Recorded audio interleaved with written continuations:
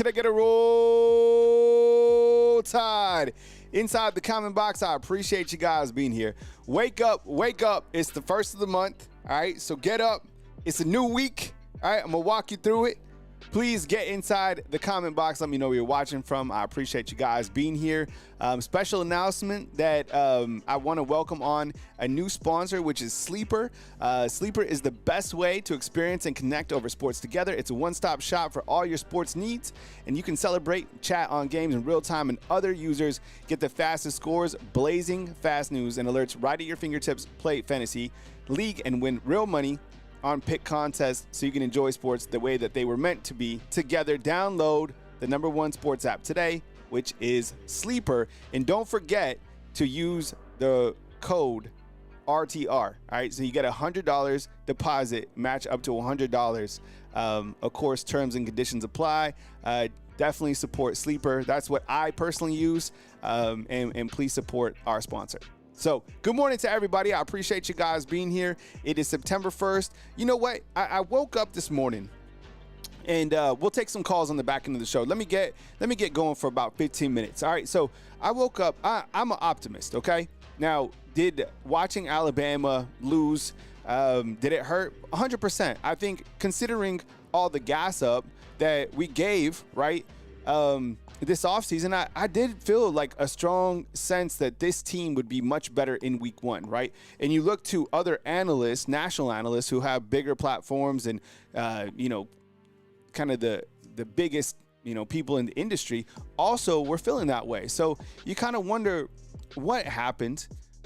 You saw with your own eyes and you were disappointed. And the first thing I want to do too is not take away credit from Florida State, right? Like, I don't think Alabama beat itself. I think Florida State beat Alabama, right? I think they outcoached them. I think they played harder. Florida State wanted this game. This was an opportunity for Florida State to really come back from a laughingstock, and what better team to do it against than Alabama? So, look, I want to congratulate Florida State, Mike Norvell, Gus Malzahn, Tony White. Those guys were more prepared, and sometimes you were the hammer, sometimes you're the nail. And that's how it goes. So next week mentality. There's nothing else that you can do in week one. That game is over. It's in the past. We're going to talk about some high points on here. We're going to talk about some real points. We're going to talk about facts.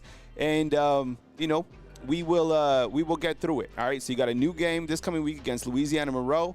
If you're out there, still support the team. We'll see how it goes. All right.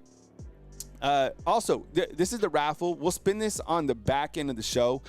We did this on the game, and there's a lot of people already in. So if you were already in this raffle, it's just basically a carryover. How to get into the raffle, Bama_YouTube and Cash App on YouTube. I'll show that how to get in. I need to add the graphic, but if you're already in, we're gonna spin it again. So $5 to get in, Bama_YouTube or just Bama YouTube on Cash App. All right. Temperature. All right. You got a 92 for the tailgate.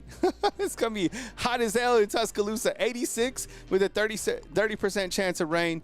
And looks like it'll be clear for the fourth quarter for a beautiful game. Kickoff set for 6:45. And this graphic is courtesy from our friends at North Alabama Storm Chase. All right. It's going to be hot. I'm telling you. But you know what? The last couple days have been pretty nice in Tuscaloosa. All right. Heads on a swivel as well. 11:30, you'll have the offensive coordinator, Ryan Grubb, defensive coordinator, and then at 12 p.m., you'll get Coach Kalen DeBoer. So I'll finish my segment before then, and then I'll bring those interviews to the channel later on today. So heads on a swivel for that. All right. All right. I have a question, and the poll question is inside the comment box. Where does Alabama fall in these college football rankings? Where does Alabama fall in the college football rankings? So do they fall? Because they were 8. Do they fall to 15? Do they fall to 20?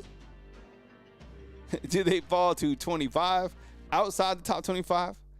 Let's see what Hippie has to say inside the comment box. Do you think the team and the coaches see the media? Well, do you think like what is out there? Yeah, obviously, I definitely think they do. I think they see Twitter. I think they see, Facebook. I think they see everything. 100%. Yeah, 100%. Well, thanks for the super chat, man. I like that avatar. All right, so let's see. You guys are saying number 23, 19. I kind of think somewhere like 20, right? Because you can't be higher than Florida State. Florida State wasn't even ranked. Now, that's a good football team for sure. Some people have them out of the rankings. Maybe that would be the perfect, kind of reverse rat poison. Like, you guys aren't even ranked in the top 25. So 38% so far say from 8 to like 20. That's where I'm at. I'm like 20 if I had to rank this team. And to be honest, look, I watched a lot of college football, just like you guys did, right? I watched a ton of games. There was this and that. And it's hard for me to say how much, like, what team was Alabama better than? You know what I'm saying? And I'll just go with, like, the big, there was 3 marquee games that I watched. I watched Ohio State and Texas, right? Ohio State and Texas are both better than Alabama by a lot. I know Arch didn't have his best game, but I thought that Ohio State's defense was just really, really good. I really did. Okay, so this is kind of the college football winners. Ohio State's defense, Matt Patricia. Think about this. And look, these are facts, all right? These are facts. Ohio State went to the NFL, got Matt Patricia as their defensive coordinator. There's a big difference between Matt Patricia coming from the NFL over here, right, to college football, but comparing him to like Kane Wommack. You get what I'm saying? Mike Norvell and Gus Malzahn, just as I said in the opener, and Tony White, I should have put his name there. Man, those guys did a hell of a job. 2-10 last year. That was clearly not the same team. Went to the transfer portal, worked the transfer portal, and they came out and they hit Alabama right in the mouth. LSU Tigers, I didn't think that they'd be able to win at Clemson. They were able to win on the road. Very challenging game. I thought they looked pretty good as well.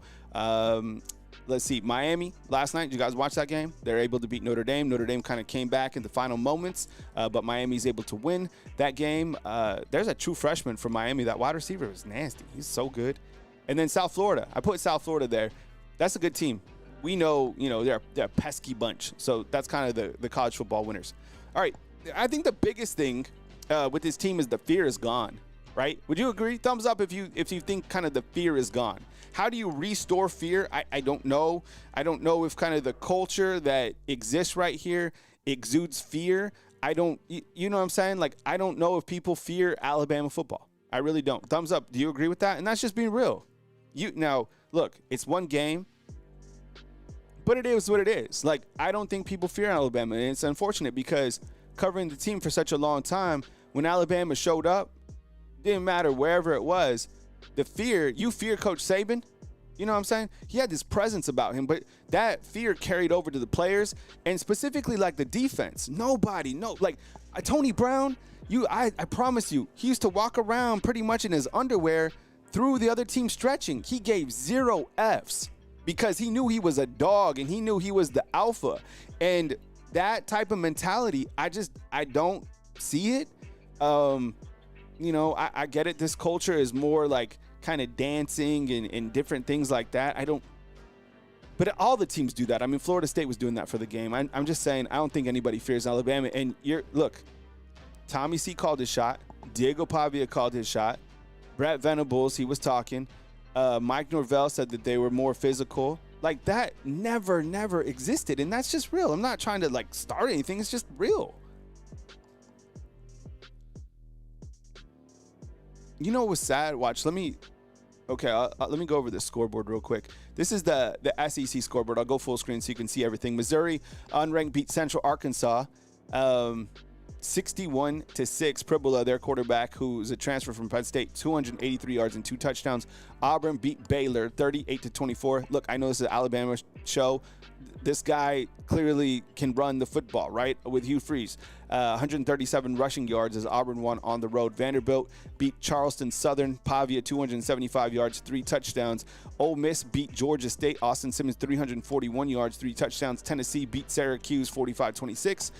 Thomas, 92 rushing yards. Mississippi State, unranked, beat Southern Miss by a score of 34-17. Kentucky beat Toledo. Arkansas beat Alabama A&M by a score of 52-7. Green had 322 yards and 5 touchdowns. Georgia beat Marshall 45-7. You have Bama losing to Florida State. You have Florida beating Long Island 55-0. Texas A&M 42. Texas San Antonio 24. LSU beat Clemson 17-10. Nussmeier 230 yards, 1 touchdown. South Carolina beat Virginia Tech. That game was weird. That game was kind of close throughout, and then South Carolina kind of pulled away in the end. All right, so listen up. Eyes up, and I appreciate the super chat. Thank you so much. I really, really appreciate the super chat. Thank you. Bottom of my heart, thank you so much. Thank you, Bama boys. Thank you. These are the facts, all right? This is not like embellishing. This isn't like opinion. These are the facts, okay? And this is crazy. Kalen DeBoer, all right, in his last 15 games, all right, is 9-6. Yes, that's a carryover because he lost against Michigan. Last year, he lost 4 games, and this year he's already lost 1, right? So do the math. He is 9-6 in his last 15 games, which is just crazy. But it gets crazier. DeBoer, I think it was Josh Pate who brought this up. DeBoer is 5-5. 5-5 in his last 10 games. That is crazy. That's 500, fam. 500, all right? DeBoer is 2-5. This is, I think, even more so than the 9-6 and the 5-5 in the last 10 games. I don't know why. This next stat is like, this one blows my mind, and this is why I'm so scared about the rest of the season. If you saw, I already made a prediction, kind of updated, and it's like they're 2-5 on the road under Coach Kalen DeBoer, right? Isn't like that's crazy? Crazy, isn't it? Which stat is more like scary to you? The 2-5 on the road is wild. They've lost to 4 unranked teams, and when they're favored by 14, he's 4-4. That's wild. The 2-5 just really is scary, right? Because and the reason I say this is because you go on the road still to Georgia, you go on the road to South Carolina, you go to Missouri. They will be a more than 14-point favorite against Missouri, which is scary because every time they're a big favorite against someone, they lose. And then they go to Auburn. That's crazy. Those are all the games on the road. All right. You guys want to get really fired up? Look at this. This is going to blow your minds.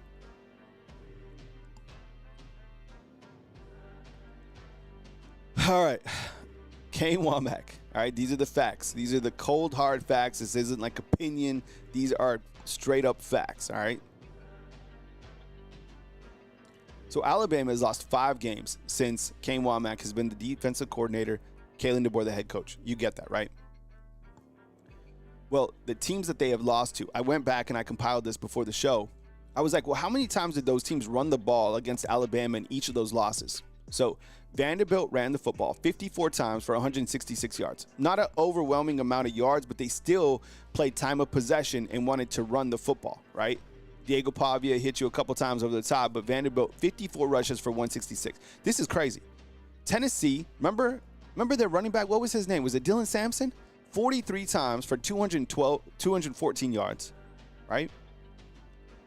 Oklahoma, they had 2 players that ran for over 100 yards in that game. One was Jackson Arnold. 50 rushes for 257, right? Michigan, they ran, look, I get it. It's not a lot of yards, but they ran the ball 51 times for 115 yards. In Florida State, 49 for 230. You see what I'm saying? This is the type of common denominator. So when you look to teams that you're going to play now on the schedule, you're like, oh man, this is the recipe right here. And it's not a complicated recipe. It's less complicated than peanut butter and jelly. Run the ball. That's your one ingredient. and if you want to spice it up, have a quarterback that can run. Can Lenore Sellis run? Yeah. Can Jackson Arnold run? Yeah. Oh, man. So those are the cold, hard facts on Kane. All right. Isn't that crazy? This morning, Greg McElroy, right, who was very high on this team, he was another guy that, remember, he went to practice. He gets to go to practice. He gets to watch a team. He said he left super impressed. Well, this morning he said a couple things. I think this is the better one that I want to start out with. Guess I missed it. The first, I had another graphic, but I can remember it off the top. He questions, and thumbs up if you agree with this. He said that there was lack of effort from Alabama. Do you agree with that? Lack of effort? Lack of effort on the team. I didn't see this in real time when I was watching the game. When you're watching the game, I'm doing this. I'm watching the game with you, this and that. But you know what was crazy? And I still can't believe it. That clip floating around of Bray Hubbard. Because Bray is he's a dog, right? And he was loafing on that particular play. Just the lack of effort, man. It was, and that, look, if you're going to lose, you lose, right? But you better have left it all out on the field, and you better have just been straight up beaten by the better man, right? Hey, if you lose, you lose. You get knocked out, right? But, man, if you're loafing around and you're kind of just jogging on them, man, that's not it. And that's what's sad, is kind of the lack of effort. So after I saw that clip, man, it's hard to talk about somebody that you have, that you're really excited about, man, like Bray Hubbard, because he's that guy. But the way that he played on that particular play, man, the film don't lie. And watching that was sad. He also had this to say, and I want to dive into now kind of Ty Simpson. And I'll take your guys' calls here in a little while. But he said this: if you want to try to pin everything around on Ty, you don't know football, right? I thought he battled. He was one of the handful of guys that really played his heart out, okay? I'm going to say this. I thought about this. I agree with the fact that he played his heart out. I didn't see a lot of people questioning his effort. That guy is a warrior. He played 4 quarters. He played his heart out. The guy was running around in the backfield, right? He played his heart out. 100% full effort, Ty Simpson, 100%. But in terms of what I saw from him as a player, I thought it was, like we talked about last night, probably on a performance scale of 1 to 10, maybe a 6. I get it. The offensive line was not good. The tackles, oh my goodness, they were terrible. I did see him make some good throws downfield. He didn't have the best passing tree, but I thought there was kind of maybe some building blocks to work with. That's why I'm saying I don't sub out another quarterback right now. I continue to ride with Ty, right? Now, is there a point in this next game where you have probably some opportunities to get some other guys in? Probably. But I didn't see Ty as being damn, this guy, I thought, make some throws, and I guess there's a statistic going around that he was one of the quarterbacks to get the ball out the slowest, right? So he has to get the ball out faster. The offensive line has to protect, right? But was he overly dynamic? Did I see better quarterbacks across the world of college football yesterday? Yeah. On Saturday? Yeah. 100% I did. So that's where we're at. And he'll have another opportunity to get things going. They have 2 games where they can get some really good momentum. This Louisiana Monroe and the Wisconsin game, right? So I saw some good things, but I wasn't overly impressed. I wasn't yeah, that's him, man. I saw people calling for Milroe. So too early to change quarterbacks, in my opinion. I wasn't overly impressed with him. Saw some building blocks there. Offensive line wasn't it. And we assess again in this next game. All right. You want to know what's really sad? I was scrolling through X, right, for kind of like Alabama content just to, see if there's any headlines I missed. And I came across one of my own tweets. I don't even tweet anymore. This is November 29, 2020. All right. Think about this. This is crazy. Number one, Alabama at this point in time. Number one in the AP. Number one in the coaches poll. Number one in the playoff rankings. Number one in the recruiting rankings. 35 more points in 21 straight games. The last 18 quarters, the defense allowed just 33 points. Isn't that just bananas, right? To see where we're at this point in time. Man, that was one of the bigger stat lines that really popped off, right? So I'm going to open up the phone lines. You will see, let me see if I can get the phone line button on the screen. I had to change a couple different things for the show because I added sleepers. So give me 1 second, see if I can do this on the fly. But when you guys call in, keep in mind that there's probably somebody else, maybe madder than you, that wants to call in, okay, to the show as well. You'll see the call-in line number right here on the screen. It is 250-850-1994, all right? And before I get to the call-in line, right, I want to tell you that we have a new sponsor on board, which is Sleeper. So let me read the script from them.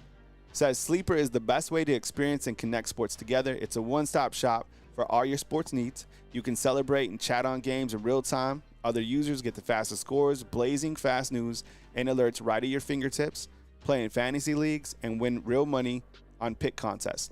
So you can enjoy sports as it was meant to be together. Download the #1 sports app today, Sleeper.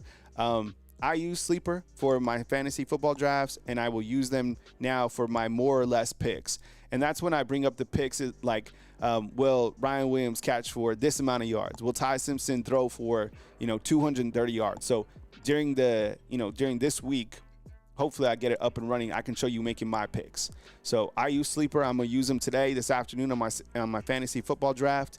And it's a really good app, really good interface. So thank you very much, Sleeper, for being a sponsor of our show. All right.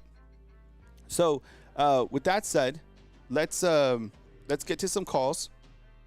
And keep in mind, look, Vent, you have something you want to point out? You have a question for me? Let me know. And before I do, I guess, like, here are some questions I think are like a good starting point. And these are the points. It says, the defensive run fits have to stop. The lack of effort was sad. The offensive line play was just sad as well. And then at the bottom, it says, is there a quarterback issue, right? So I'm going to start a new poll while you guys call in. And I want to ask, is there a quarterback issue at Alabama? Honestly, I really do, because I know there's a lot of feedback on the quarterback situation. By the way, 35% think Alabama falls to number 20 in the polls. Let's see what you guys think. Is there? I'm gonna start a poll right now. Let's see, and you can answer it. If you don't think so, you don't think so. Is there a QB issue at Alabama right now? By the way, I'm going to say no. I don't think he played his best game, but I don't think that you have a direct issue with the quarterback. I think there's a lot of components, and until that offensive line, I'm telling you, I know there's some of you calling for Austin Mack. I know there's some of you calling for Keelan Russell. Yo, if the Austin Mack, he can't move around like Ty was. He can't, okay? He's got to have better protection from the offensive line, period. Keelan Russell, I don't know how he can move around, but you really want to put a freshman out there?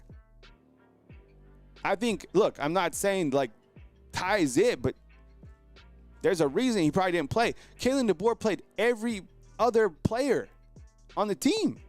He played everybody.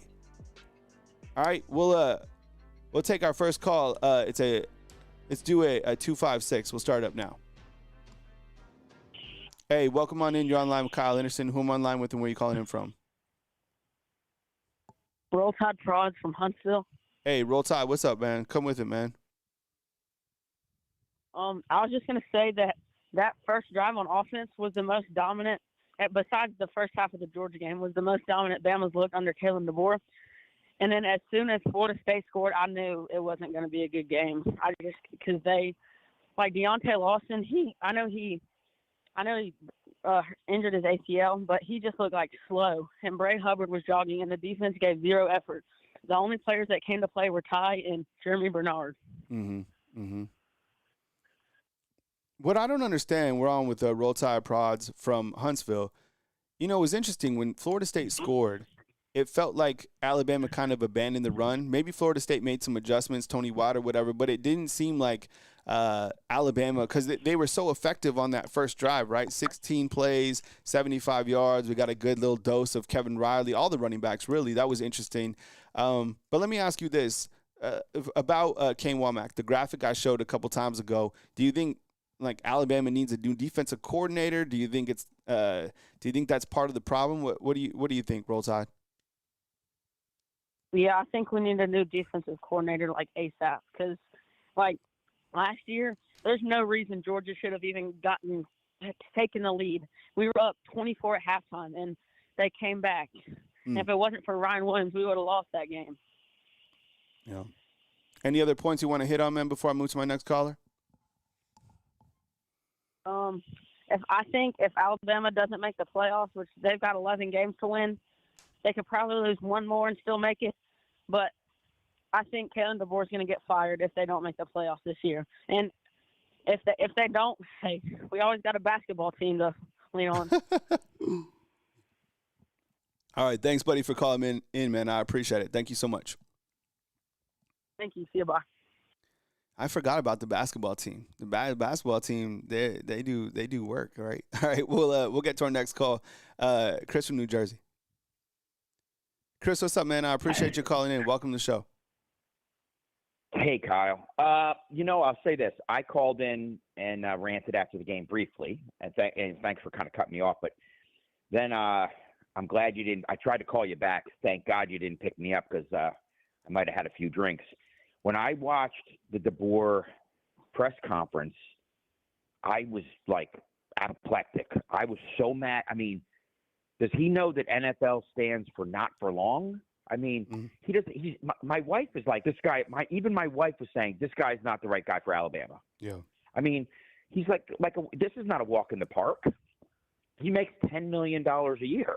I mean, all right. So let me get to where I want to go. So, Kyle, the definition of insanity is doing the same thing over and over again and expecting a different outcome, right? Mm-hmm. Womack has to go. His defense doesn't work. He stinks. He's in over his head. By the way, Jeremy Pruitt has to, when they hire him, he has to sit out for a year. Why didn't we hire him last year? So he would be sitting out, and then we could come back at some point during this year. By the way, our team is fine. I'm much more half full than I am half empty. But our defensive scheme, how come the only single person that got a sack was Sabb?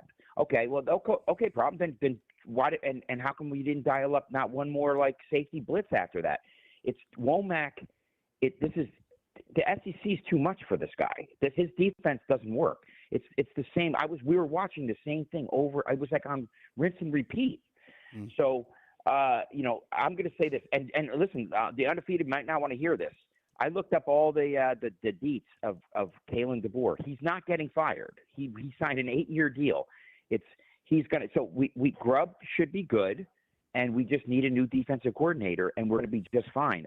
There's one other problem is Lawson is 80%, and I'm not sure what we need to do and get one of the young guys in there and just sacrifice, but that's another issue. But I want to say one thing about the quarterback, Kyle, and I'm not saying we need a quarterback change. However, I'm going to say this.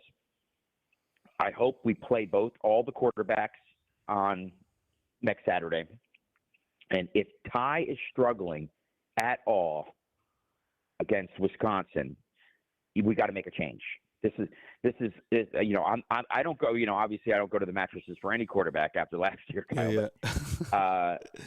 Listen, This is I'm not saying Kai isn't going to play better. Maybe we're going to, there's a lot of drop passes. There were some nerves. Ryan Williams, there was a bunch of drop passes. Not a good situation. Maybe we'll get that out of our system. But if we're struggling, even in the first quarter or early in the second, we need a change. Yeah. That's what remember, Saban made a change in the national championship.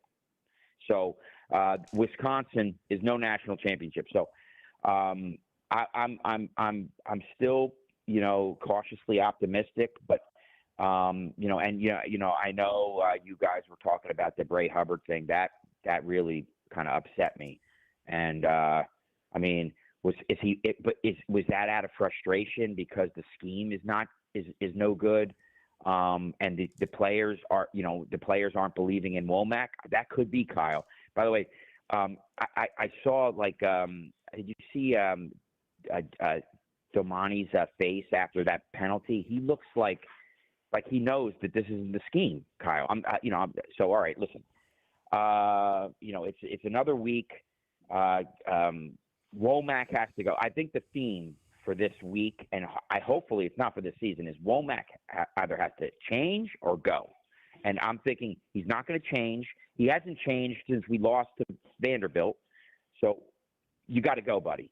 Sorry. You're in over your head. I don't know what Jeremy Pruitt, anybody. I don't want to say Pete Golding, but but anybody but Wommack. He's in over his head. He doesn't have the capability to be. Malzahn was like licking his chops. He schemes better than us. So all right, Kyle. Listen, thank you for what you do. I'm still Roll Tide all the way. I'm not going anywhere. And neither is DeBoer, by the way. So all right, listen. We're gonna have a better week. Hopefully, we're gonna get back on the winning note. And but the bottom line is this is gonna be the theme all year. Wommack has to go. So all right, brother. All right. Enjoy the rest of thank you for the show and enjoy the rest of Labor Day. My best to you, best to the undefeated, and Roll Tide. Take it easy, Chris. Thanks, man. All right, that was Chris from New Jersey. Thanks for the call. Got a couple super chats to get through, and then we'll get to some more calls. 205-850-1994 is the call-in line number. I want to get to Adam's super chat in here. Let me scroll up and try to find it real fast. Yeah, and look, there's a lot to talk about. I get it. Adam, inside the comment box, says this. He says, the problem is culture. DeBoer is not a good fit for Alabama. He emphasizes scheme over physicality, and that's why players look soft. Expect more of the same until he's gone. That's kind of a hard truth, and what Chris said kind of on his exit is like DeBoer's not going anywhere. And kind of expect more of the same. You know what? I think there's going to be a couple things that do happen, because right now players are stamped with Alabama, really kind of stamped with Saban. So when they transfer out, they can be like, hey, I'm from Alabama. I got that dog mentality. But you know what could happen? People could be like, yo, now you're from Alabama. You're soft. And that's kind of part of the stamp now. So there's a lot of things that can go off the rails from this. Now when things start to get really bumpy, look, it's one game, okay, is when it starts impacting recruiting. So if you want to be comfortable right now, did anything happen recruiting wise? Did they lose commits, anything like that? No. So if you want to kind of look to the optimism, maybe look to recruiting. Jalen says this: Ryan Williams carrying the teddy bear. T-Rex tells me everything I need to know about this team. Look, Ryan Williams is a different cat, all right? This guy is a multi-millionaire, all right? He has so much money, it's ridiculous, okay? And the plays that he made last year, right, is he's a different cat.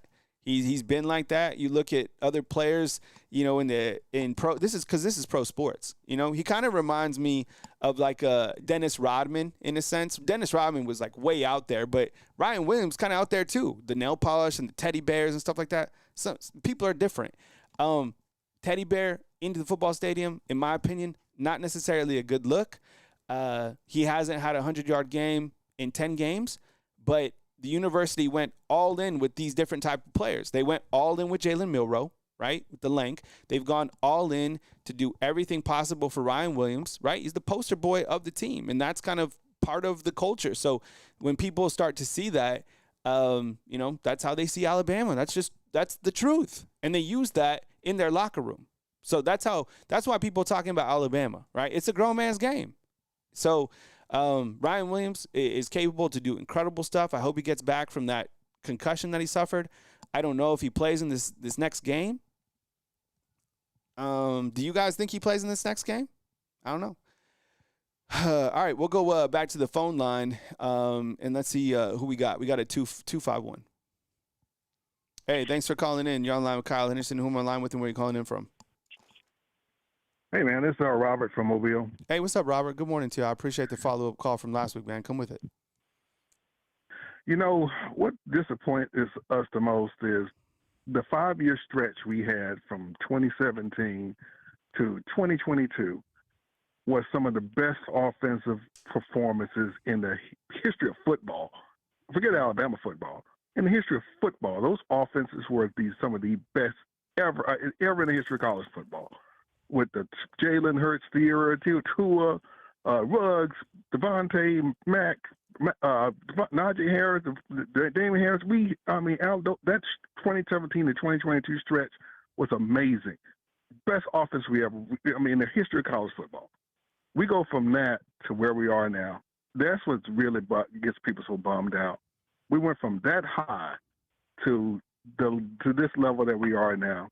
It's really no effort, subpar play, drop passes, mediocre quarterback play at best, and really coaching decisions that really makes us scratch our heads. You got to be kidding me. Any of those teams from 5 years ago, when that 5-year stretch would destroy college football today. They would just be. It would be an onslaught. They'd be saying, "Hey, this is the greatest." Every year we'd be saying that that's the greatest team in the history of college football from that stretch. And the teams they had to play were even better. It was even better then too. But that's what is bugging us the most is the drop off has just been ginormous to the end of the lack of effort. You asked, do we have a quarterback problem? Yeah, we do. Yeah, we do. The fact that you even asking the question, it means we have a quarterback situation. We wouldn't. The only difference back then when that 5-year stretch was, is it going to be Tua or Jalen? Either one would be mopping up the floor with college football today. That was the only quarterback controversy we had during that stretch. Is it great Tua or great Jalen Hurts? We got 2.0. Jalen Hurts from the beginning. That's we started off rough, but Jalen Hurts in year 3 and 4, that was the only debate. And that's what's bothering us the most now is the drop-off. Yes, we have a quarterback situation. Ty Simpson, that game was not great. The game was not good. We have yet to see Ty Simpson really play a great game of college football. We haven't seen it yet. The last memory we had of him before Saturday was the bad USF game, which he couldn't throw it in the ocean, and you drop the ball before you cross the end zone play. Those are the 2 most vivid memories of Ty Simpson we had. Now this is the latest one. It's 4th and 7. You could really run for that 4th and 7, but you throw a lame duck into the ground to one of your best receivers. He's got to pick up the play. Does he have heart? Sure, he does have heart. But he doesn't seem to right now. The skill isn't matching the heart. So that's obvious. We can't say don't bench him. Well, I haven't seen any reason not to have confidence. I have no confidence in this team especially Kalen DeBoer. I have no confidence in him whatsoever. You have to instill confidence in us by what you do. And we don't owe you our confidence. You have to instill confidence in us. And the only way you do that is to perform. We didn't give Nick Saban confidence. We had confidence in the beginning. At the end of that, for Nick Saban first season, hey, that confidence was getting waned. You had to get it back into us again. And what does he do out the gate against a really good Clemson team? He beats them. That's what we needed to see in year 2. And it's right now it looks like more of the same. The lack of effort, the lack of you look clueless on that sideline. Nick Saban never looked clueless, even in the darkest days in his first season. He never looked clueless. DeBoer can get that Wade Phillips clueless look on the sideline. They don't instill confidence. Again, doesn't instill confidence in her. Mm-hmm. So right now we got none. It's up to you, dude, to get it back again. And yes, we should. The other quarterback should get to play Saturday. They should all get a chance to play. We should all see. We should all. And if it's a close game, whether it's a close game or not, if it's a close game, that's even worse. They should definitely be playing. We should see the other quarterbacks. Unlike we never got a chance to see Utah last year, but we should get to see these other quarterbacks. Let us see if you're really the best one by them not performing well. But this should not be the same situation with Jalen Milroe. You do not have that much of a leash. The leash should be extremely short. And, yeah, for everybody on the field, really, is prove it. And I don't care what you say anymore. Anybody on that team, I don't care what you say. You have to do. Don't even talk. Just perform. Because we don't. When DeBoer gave his speech, his press conference, I didn't even listen. I don't want to hear it. Yeah. I don't hear anything you have to say anymore, DeBoer. I want to see what you do on the field. Yeah. Good call, Robert. I appreciate it, man. You got some good feedback inside the comment box. All right, man. Take it easy. All right. Yes, I do. Yeah, Robert always keeps it real, man. He calls from Mobile. He's been a long time caller. I think he's been calling it. I'm serious. He's been calling for like 9 years. He don't call unless he has something like to say. Got a good super chat in here from IM. He says, "Is it me or just feels like the fan base the most toxic after a loss? Saban preached development on both the staff and the players, but the fan base just loves replacing everybody." Thanks for the super chat. I really appreciate it. You know, I think so. What's happening here? And Coach Saban set the standard so high, right? And we were used to things a certain way. I get it. Coach Saban is gone. But, like, the way that things are going right now, people are mad because they like winning. They like being on top. They like having, the standard at the highest level and a dog mentality. Football is the most violent sport that there is, right? So when you don't have kind of that warrior leading, I think people get mad. They're looking for answers. They're throwing everybody under the bus. They look at a lackluster play that isn't it. They don't see a headset taken off and slammed when they're winning. They don't see somebody that, like Coach Saban. Let me ask you this. How many times was Coach Saban satisfied after a simple week 1 win? How many times? Never. Coach Saban was never satisfied. Same thing with Kobe Bryant. What would they say? What Kobe Bryant say after every single game? He's like, so what? 1 game, back to practice. 1 game, right? So like, that's a different level that people have. And that's just what Alabama football is known for. They're known for having the superior standard. That's why it feels toxic because, every Alabama football fan, they could go pump their chest wherever they went in the country, and people know that Roll Damn Tide really stood for something, right? Now, it's like Roll Tide and Tommy Castellanos he has shirts saying, what is it? He's printing shirts right now. So, but I appreciate the super chat. It's good to think about for sure, but I think that's why. 773, let's do it. Hey, thanks for being patient. You're on the line with Kyle Henderson. Who am I on the line with and where are you calling in from? Hey, this is Dimitri from Chicago. I think the biggest thing I'm worried about right now is just the defensive line and it's the push up front. I haven't seen any sort of like just dogs on the defensive line getting to the quarterback at all. And I think this has kind of been a problem for the last few years, I'll be honest. I've kind of always been wondering like what's going on with the recruiting when it comes to the interior defensive line and even honestly the edges too. I know we had a big 5-star Keon Keeley a few years ago, and I don't know if he's hurt right now, but I mean, I didn't even see him play, and I feel like I saw everybody play on that defense last game. So I'm just wondering, like, who are the dogs? I know we have LT Overton, and I like him a lot. I think he gets the quarterback well. I mean, I think he has to bring him down more often. I think he missed a few tackles last year that were kind of crucial. But I mean, I just feel like we have no push up front. I don't know where Quay Russaw is, and honestly, I am really disappointed in the linebackers. I think the linebackers are. Yeah. I don't know if Deontay Lawson is still banged up. I'm sure he's not 100%. But, man, I feel like we have no dogs at line. We were seeing guys get lit up. Florida State was lighting our guys up. They were just going straight to their mouth and just lighting them up, and we had no answer for them. And then as we see Bray Hubbard jogging over, and I'm like, this is the guy on our team who we pound our chest like this is the guy who comes and hits people. We saw him against Auburn causing a fumble and just coming rocking the guy. And honestly, I don't even know if that guy got a tackle last game. I just don't understand where the push is. I don't understand how the culture of our defense has totally just fallen apart. I just don't see the defensive line pushing up front. I think that's a huge problem. We have some offenses we're gonna have to go through. I mean, we got LSU's offense is a problem. Georgia's offense is always good. You know, they're never gonna be bad. South Carolina looks pretty good, and Auburn's offense has a quarterback that can move. Like, so we have to figure it out because we have some offenses that, yeah, sure, this Florida State offense might be good, but man, there's some real good talent on these other offenses we're going to have to play in the SEC.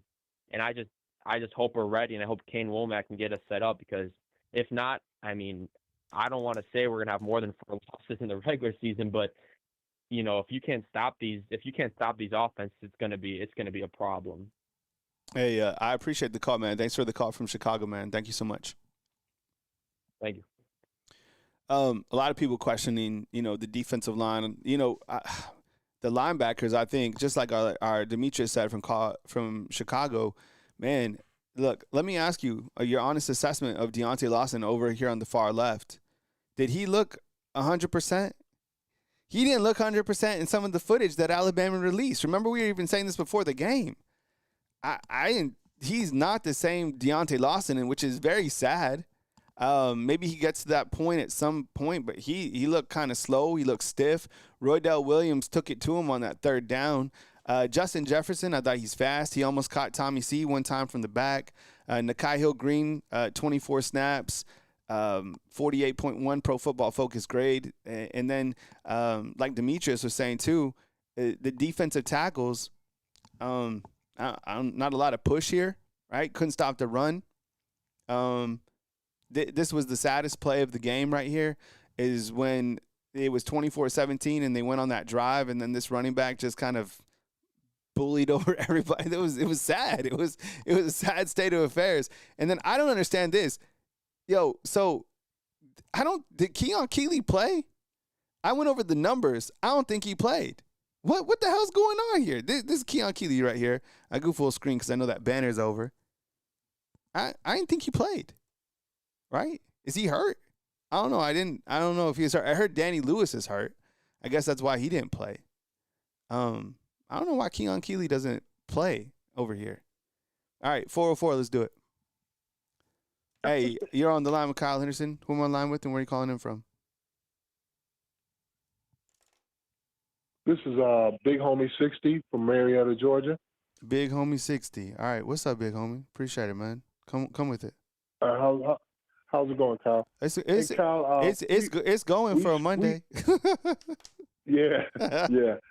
We spoke about this a while back, and I said that I wasn't sold on the defensive line. Defensive line looked real weak and soft. You know, they're not big enough up front. And I thought that the linebacker crew and the secondary would be the strength of the team. And it's just not. Deontay Lawson doesn't look the same. Mm-hmm. And I think that he needs to be replaced until he heals up. You know, I'm just sad about the whole defense. It was hard to watch. This game was real hard to watch. Yeah. And I think when you have a coach that has the same facial expression throughout the game, it's not good. It is truly not good. I think the defense, watching, like I was just pointing out that last touchdown, there was some plays that were just demoralizing, right? Like, I think that was one of them when they scored that last touchdown. That wheel route that I was talking about, I think I have the graphic on here, where Zay Mincy got sucked in right here, and then it was a kind of a wheel route to this running back, 12 or whatever. And then, what was sad was watching Alabama players chase somebody who's faster. You know what I'm saying? It was something else. Just they looked more athletic. They looked faster. They were playing harder. And the defense, like I think another reason, like I am CP who super chatted a while ago, why are fans so toxic? Because I think also defense was always the standard here, right? That was always the foundational piece was the defense, and then you kind of layered on from that. Big run game, quarterback, elite wide receivers, you know what I'm saying? But like defense was never going anywhere. So to see Alabama struggling so much on defense, I think really rattles people up. Anything else you got, big homie? Yeah, I don't think it's a quarterback issue. I think it's a coaching issue. Mm-hmm. I think that the offensive coordinator and he is just not good play calling. I think Ty is a good quarterback. It's just not good play calling. Yeah. That's my thought on it, Kyle. All right, man. Well, I appreciate the call. Thank you so much, and you call again next time. All right, thank you. All right, good call out of Georgia. Let's see. I asked you guys inside the comment box, how many more games will Alabama lose 3-4 right after kind of freak out Saturday? I think that's where I have them too. I'm like, because of the road games, right? Let me take a quick little pause and read this out for Sleeper. This is one of our new sponsors. Sleeper is the best way to experience and connect over sports together. It's a one-stop shop for all your sports needs. You can celebrate the chat on games in real time with other users, get the fastest scores, blazing fast news, alerts right at your fingertips, play fantasy leagues, and win real money on pick contests. So you can enjoy sports the way that they were meant, which is together. Download the Sleeper app today. Use the promo code RollTideRoll, and you'll get up to a $100 match on your first deposit. Terms and conditions apply. See Sleeper's terms of use for details. Currently operational in over 25 states. Check out Sleeper today, and thank you so much for Sleeper. I personally use Sleeper for my fantasy football team, and I will use them for my, more or less going forward, which I'll show you probably like Wednesday or Thursday. So, and I asked you earlier too, I was like, do we have, an issue at quarterback? And I said no. I think that we watch Ty. We see if he can get some momentum. If he can't get momentum in this next game, if he doesn't get momentum in Wisconsin, I think we continue to revisit it. But we also have to watch this offensive line, right? Like I'm telling you, this is, look, what do you want? You want Austin Mack to do what? He's not going to run like Ty. I'm telling you. You'll be even more pissed off. All right? Then you be calling for Keelan Russell. And Keelan Russell has like limited experience, but he has playmaking ability. It might, you know what it might come down to? The quarterback position might be who can ever throw on the run the most effective. All right, 256, let's do it. Hey, you're on the line with Kyle Henderson. Who am I on the line with and where you calling in from? Hey, Kyle, this is Junior with North Alabama Storm Chase. Finally glad to talk to you. Hey, Junior, I appreciate the graphics. Thank you so much, man. No problem. Well, let me get to the chase. I'm going to fix everybody's woes because I'm here at the state line right now of Alabama and Tennessee, and I am purchasing the $1 billion lottery ticket. And when I win, but after I get my personal affairs in order, I will personally drive down there with a full-stretch limousine, pick you up. We will go to Sonic, get an Oreo Blast.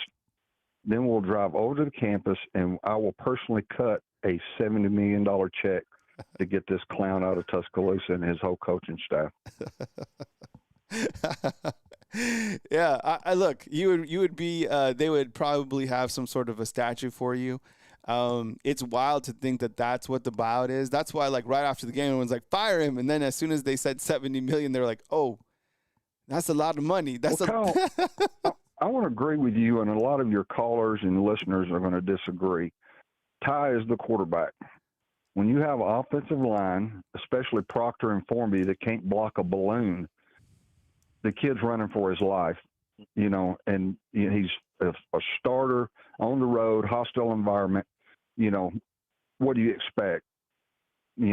Any quarterback back there is going to run for his life. Sure, he made some bad mistakes. He should have run for the first down, a couple of overthrows, but, it's just pathetic, and Wommack is atrocious.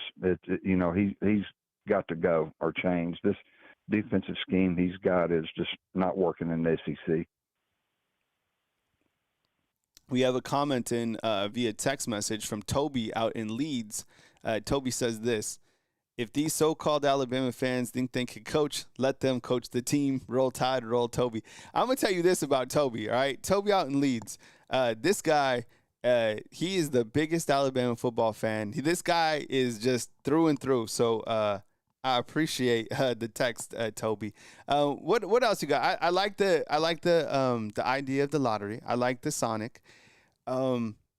Wommack, man, this is the crazy thing. We're on with a North Alabama Storm Chase. By the way, he has a really good Facebook channel. If you're into weather, he sends me the weather updates. By the way, but this is the concerning thing, fam. Like I showed this earlier in the show. Vanderbilt 54 rushes, 166. Tennessee 53, 214. Oklahoma 50 rushes, 257. Michigan 51, 115. Florida State 49 for 230. The common denominator in all those games is the amount of attempts rushing because teams wanted to run the football at Alabama. And the other common denominator is Kane Wommack. You think that this is the first guy to go, like realistically? I personally, yeah, he needs to go. Yeah. We'll see. We'll see if that happens. I mean, because this is the formula to beat Alabama right here. It's on the screen. And to Toby's comments, I mean, we're all Alabama fans. We want our team to do good. Any fan wants their team to do good. So we can have passion, but these coaches, they have to realize there's going to become criticism when they don't meet our expectations. If it keeps getting worse, and the ramifications are far further than, wins and losses. We're talking about kids leaving through the portal. We're losing probably these incoming seniors that's coming out of high school because they're not going to want to take the criticism either. I mean, it just is what it is. Fan comes from the word fanatic. We are all fanatics. Yep. But, things have got to change in T-Town, and Byrne, he's one at the top of the list, needs to be asked some serious questions of what product he's going to put on the field, because when you don't put a product on the field in any sport, butts won't be put in the seats, and then you start losing revenue. So it's further than wins and losses. But Kyle, I know you probably got some other people thank you, waiting, Junior. and I appreciate I'll it. cut off. But I appreciate talking to you, bro. Absolutely. Thank you so much. I really appreciate it, Junior. Have a nice day. All right, man. It will be interesting to see the questions for the press conferences, because I think that this is just my opinion. I think that they've done kind of a good job to eliminate some people who ask difficult questions. And that's just kind of, maybe by design. I don't know. It doesn't seem like they're asked very difficult questions. What would you ask inside the comment box if you could ask one question to Coach Kalen DeBoer, Ryan Grubb? We haven't talked about Ryan Grubb. Should we talk about Ryan Grubb a little bit? It was that first drive, I have to tell you, that was absolutely amazing. I love that. And then after a while, you're like wondering, okay, so Ryan Grubb, he just doesn't have an offense. He didn't have an offensive line at Seattle. He don't have an offensive line here. What are our thoughts on Ryan Grubb? Have we had enough time to think about it, right, from a schematic standpoint?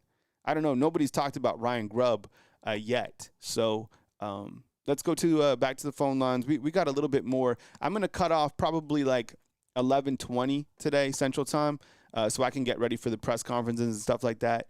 And I'll upload those to the channel immediately. But I need to, be full attention there. And the university asked me not to stream them. So I got to, abide by their rules. Otherwise, I just carry them right here. But, they also announced today that the first thing they announced this morning that there's a sellout for this game against Louisiana Monroe. All right, 301, let's do it. Hey, you're on the line with Kyle Henderson. Who am I on the line with, and where are you calling in from? McCartney, and I'm calling from Houston, Texas. McCartney calling from H-Town. So, all right, what's up, man? Come with it. Yes, sir. I think a lot of good points have been made. Do I think DeBoer is the problem? No. I think also if you fire him, I don't think there's a lot who's better out there that we could get, honestly. In my mind, maybe Shane Beamer.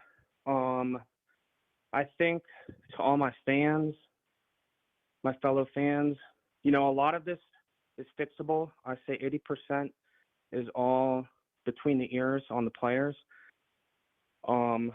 Complete lack of effort, right? Mm-hmm. And that's something they can just – that's in between the ears, right? So there's hope there. Kane Wommack, I do think he's a problem. I think a lot of callers have hit on this, but not enough beef up front. And to your point, you're talking about running the ball. I mean, it's a simple numbers game, right? Like when Saban was here, you needed a quarterback that could push the ball down the field to beat us. That was the only time we got beat, was a mobile quarterback, moves around, pushes the ball down the field. Because we had more up front, more in the box. So you gotta go beat those guys on the edge. And Saban's whole strategy was, I got my dudes, my corners, they're all 5 stars, whatever. And when you put the ball up in the air, there's just always a chance that it's not going to be caught, just by the way it works. Running is way more efficient this way. I mean, we have 3-man front. When you have 3 linemen going against 5 offensive linemen, of course we're not going to get in the backfield, right? I mean, that's what I saw that was driving me crazy, was a 3-man front, and nothing changes about that. So that's a little concerning. I think the scheme on defense is probably the one thing that needs to change. That's not between the ears. Besides that, these guys, they need to just understand they got to earn it each and every single day. I feel like it looked like they thought they were going to win the game just because they showed up with that Crimson A on their chest. So that's what I got. I'll hang up. All right. Thanks, buddy. I appreciate it. Thanks for the call. Let's see. He was calling in from Houston. That was McCarty calling in from Houston. Let's take this 251. Hey, thanks for calling in. You're on the line with Kyle Henderson. Who am I on the line with and where are you calling in from? Hey, man, this is Kevin from Mobile. Kevin, what's up, man? Thanks for calling back, bro. I appreciate it. Come with it, man. Well, I can think of a couple of better coaches right now. It's not that DeBoer's bad. It's just I don't think he knows what he's doing here. I think he's in over his head, maybe. But, the USF coach is pretty good. There's a guy named Skip Holtz that's won 2 or 3 titles with the UFL and XFL. He's pretty good. There's a guy out there named John Gruden that could add some toughness to this team. That's what I'm calling about. I'm calling about the toughness of this team. Is it true that Ryan Williams is walking around with a teddy bear pregame getting off the bus? Yes or no? Yes. This man has a teddy bear, and he has his fingernails painted, and he's got pretty hair and pretty lips. I'm tired of these pretty boys. This is ridiculous. Go to the damn juvenile penal league and recruit some thugs, because that's what it takes to win, because that's what everybody else has. They have a bunch of damn thugs. We need to go recruit some thugs. Name me the last good linebacker we had. I'm waiting. Well, name me the last good linebacker we had. Name them. Who was before Deontay Lawson? I'm going to tell you who. Huh? Who was before Deontay Lawson? Deontay Lawson last year. You know what? I guess you could label him Jahad Campbell. Jahad Campbell's a dog. Come on, man. Nick Saban ain't recruited a linebacker at Alabama since Rolando McClain and that other McAllister. What was that big fella's name that hurt his leg early? Sean. He's probably still playing for the Patriots right now. What's his name? Well, I remember Sean Dion Hamilton. He was pretty good, right? Before he got hurt. Jahad Campbell was good. You're saying Reuben Foster, Deontay Hightower? Yeah, Deontay Hightower. I'd say the last really good one he's had was that fellow with the Auburn tattoo on his arm who wore the neck thing that would always run down and pop the hell out of people and hurt his neck. What was his name? Roach? Freddie? No. I think his last name might have been Reuben Foster. There it is. With the tat, I think that was. That's how long it's been since we've had good. I'm just saying that's how long it's been since we've had a good linebacker. Rashawn Evans, I think he had a tattoo. Either way, I get what you're saying. Yeah, man. You got a fifth-year starting linebacker. That's unheard of, man. A fifth-year starting linebacker? Huh? Mm. Normally, these guys are gone in 2 years. This guy's been here 5, and y'all are wondering why there's a problem on the defense.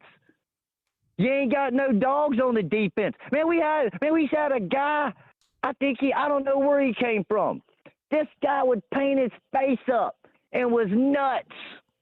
I think he was there probably around 2000. I don't even remember. That's how long ago it's been. Because we keep recruiting all these people from around the world that have zero clue of where they're at.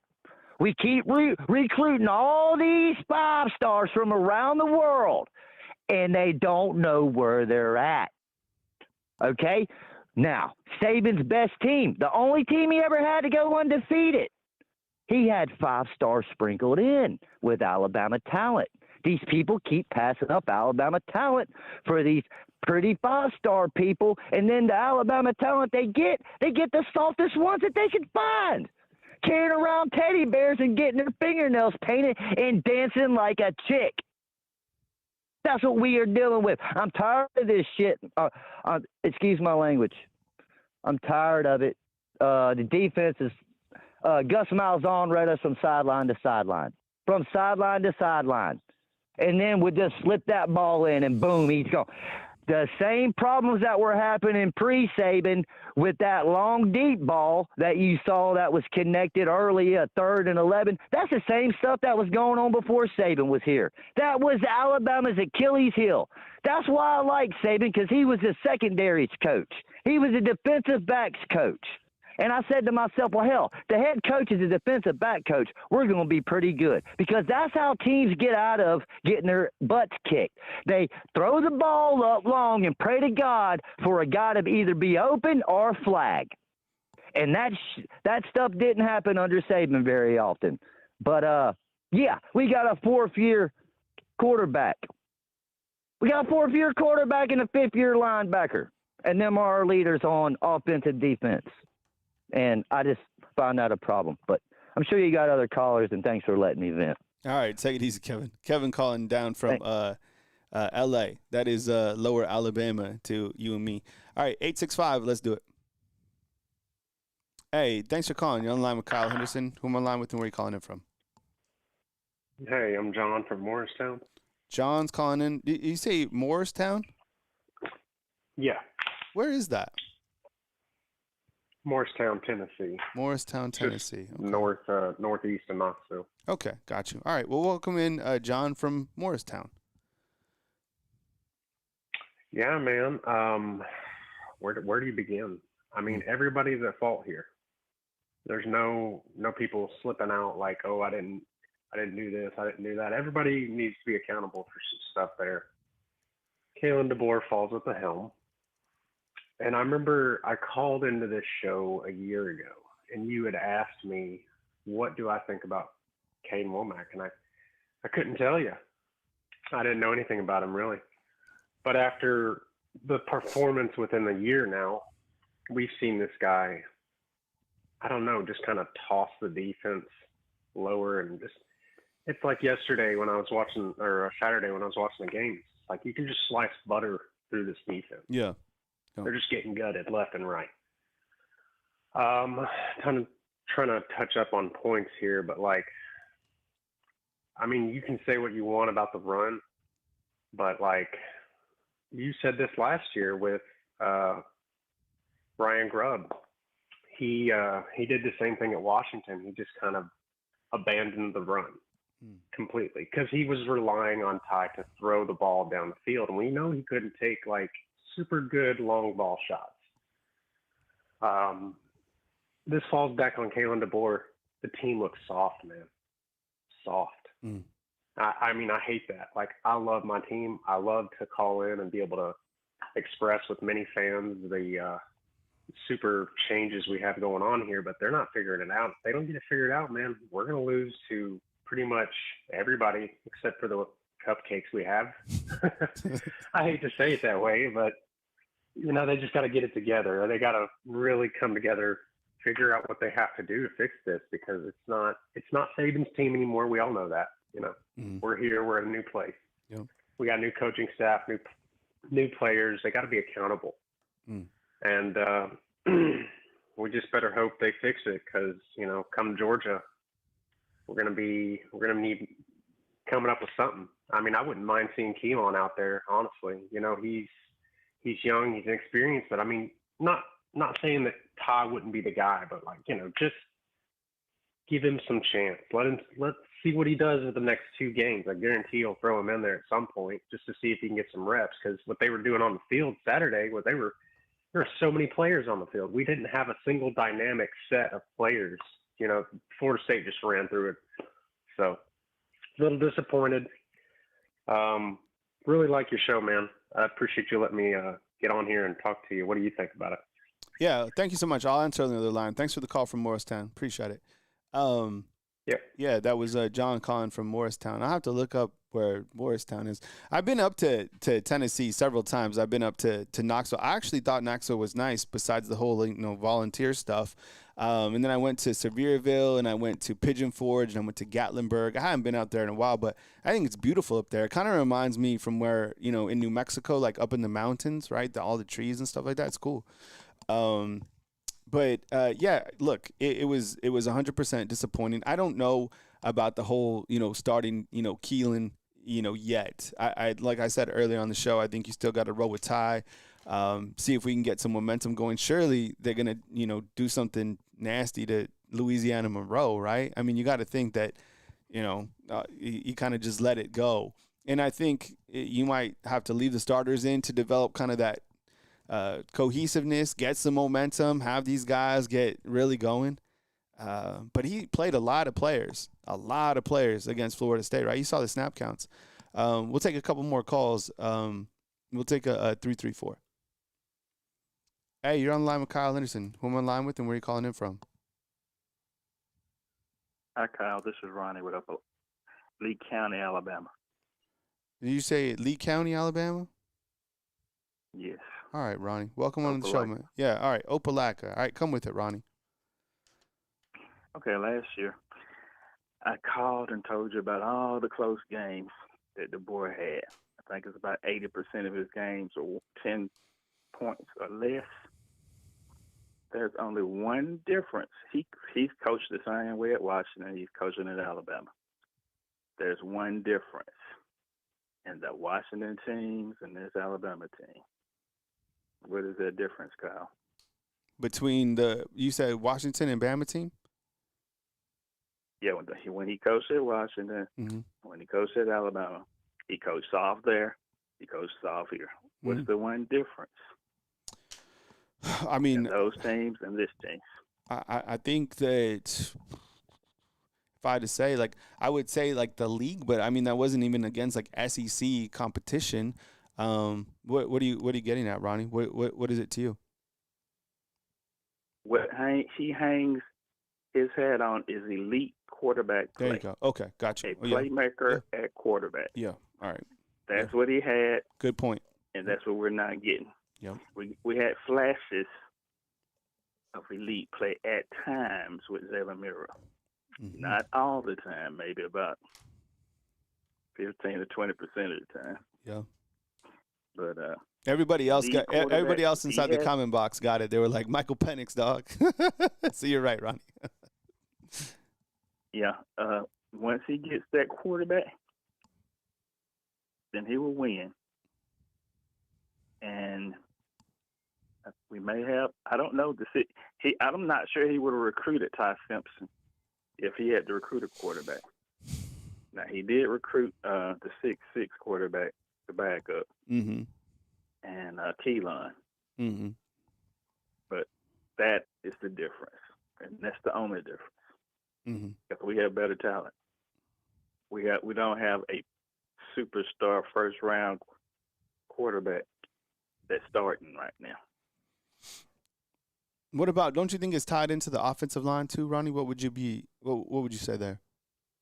Do you think if this offensive line was elite, Ty would have looked elite, or would he still have some issues? He would look good. this quarterback on the tie on a Nick Saban coach team would just be just fine. No. Wouldn't be any problems. But this is not a Nick Saban coach football team. Yeah. He has to have an elite quarterback, somebody that can throw somebody open, throw with anticipation, a time clock in his head for time to move out of the pocket. And we just don't have it right now. Yeah. Once he gets elite quarterback play, then there'll be a lot of close games, but we'll be in them all. All right, Ronnie, I appreciate the call, man. Thanks for calling in from Opelika. That's out in Lee County. I like the county, too. It helps me. All right. Thanks, Ronnie. See you, bro. All right. That was Ronnie. He's saying that basically once Coach DeBoer has that quarterback, he'll start cooking. I know a lot of people calling for Kalen.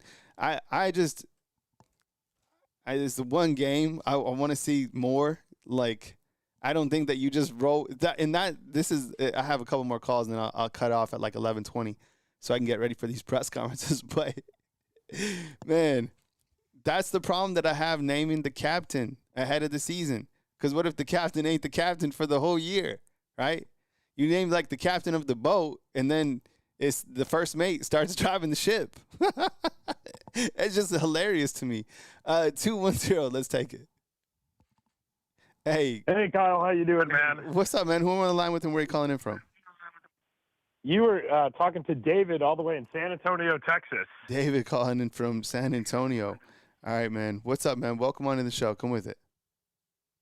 Thank you. So I wanted to get your perspective on sort of a different vantage point because I think, Alabama fans, people, who root for them within their organization have identified some of the problems with Kalen DeBoer, obviously. But to some degree, I kind of wonder, what do you think the Alabama bureaucracy could do to put DeBoer in a better position for success? Because whenever you're trying to look at Charlie Strong at Texas, I live in San Antonio. We're Longhorn fans over here. Mm-hmm. Look at how that worked, trying to replace a legend in Mac Brown. Look at how it worked out for Gerard Mayo trying to replace Bill Belichick in New England. He came and went real quick. And I always wonder, those little things sort of matter. Think of all those ladies and females within the Alabama organization who were friends with Miss Terry, who knew, Nick Saban's wife. Those are the kind of things that sort of matter, and you start to hear those words and those murmurs. Look at Brent Venables at Oklahoma. They're not having a lot of success, but the epitone and the vibe around them seems to have more of a, we're trying to work with him to figure it out. And I wonder almost from a communication standpoint, if there's something between DeBoer's personality and ideology, and if it is just in stark contrast with the ideology of the people who run the University of Alabama. And I can't help but think that plays a role to some degree. I have a little bit of experience in this because DeBoer is a West Coast guy, right? And I am a West Coast. I'm a West Coast guy. I'm from New Mexico, right? I lived in California. I've lived all over. I've lived in D.C. as well. I've told my whole story, but I had no idea. Before I came here 10 years ago, I'd never been to an SEC game before. Never.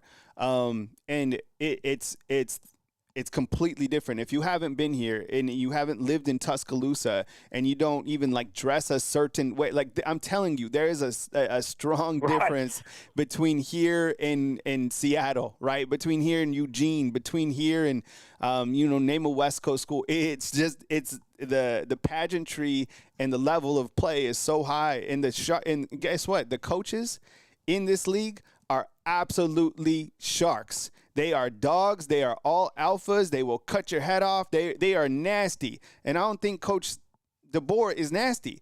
Coach Saban, all those coaches were feared by Coach Saban, right? Or they worked for him, right? So they have that dog mentality too, right? Kirby Smart, right? Billy Napier. You can kind of go down the list. Steve Sarkisian, all those guys played for Coach for Coach Saban. So what could they do to help him? I don't know. This kind of is you have to help yourself. What would be amazing today is if he just came up to the press conference and was like, you know what? I'm taking accountability for the lackluster effort. I'm taking accountability for the defense. Kane is in detention right now, okay? He's in detention. And we're going to fix this. we're going to go to all lengths of the earth to fix the defense.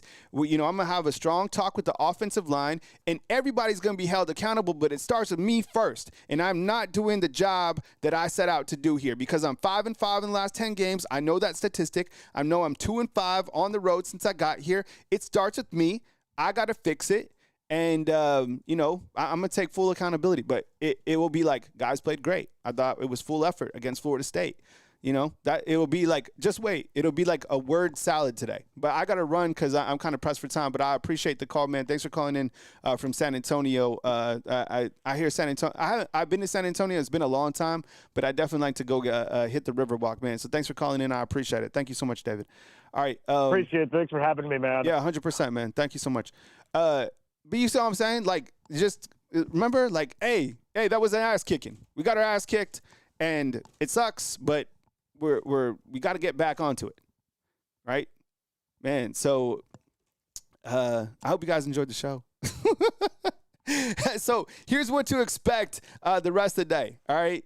So we have Coach Kalen DeBoer and the offensive coordinators at 11:30. I'll upload those to the channel. So turn on all the notifications so you get that. I'll boost the audio. I'll make sure it's all nice and neat for you. I'll probably do Wommack. I might do like a side assessment. And usually I'm live on Monday nights as well to kind of break all the news down. And, the offensive coordinator Ryan Grubb speaks as well tonight. So I appreciate the calls. You'll probably get a clip, of the call as well. I think I might cut Kevin's call. That seemed to, really get people amped up. And then I think what I'm going to do, because we had a bunch of super chats today, I'm going to add those in and we'll do the pinwheel tomorrow. I was just there was a lot going on, a lot of moving parts. So we'll spin it for this. And I'll work with you if you want like a different player on the caricature. Like say you want, if you don't want Ty Simpson or whatever, I'll work with you to get the athlete that you want. But I do like this shirt. So yeah, I hope you guys enjoyed the show. Every single show comes from the bottom of my heart. I appreciate you guys calling in. I always try to treat everybody, I do treat everybody with the utmost respect. And, look, it's real. So sometimes we have to talk about things that might make you uncomfortable. I'll bring the questions up. I'll ask you guys about them. And, that's just where we're at right now. 0-1 going into a game where you're favored by 40. It's a home game. It's a sellout. It's going to be hot. It's going to be nice. And it's a new month, so wake up. It's the first of the month. I appreciate you guys. Thank you so much for joining the channel. Please hit the thumbs up, and please download Sleeper, the app. Get a $100 deposit, match up to $100. Use the promo code RTR, which stands for Roll Tide. All right. Thank you so much for joining today's call-in show. I will catch you soon right here with another video upload on Bama Football on YouTube. Turn on all notifications. A lot of videos coming your way right here on Bama Football on YouTube. See you guys.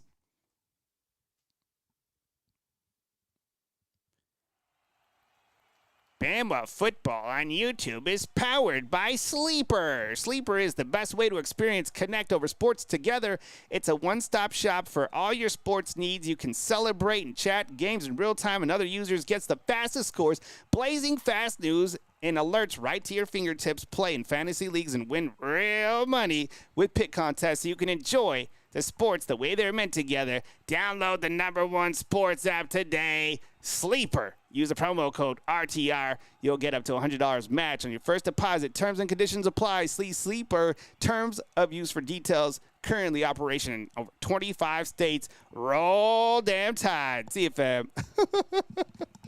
Finally, that's a real commercial. All right. See you, fam.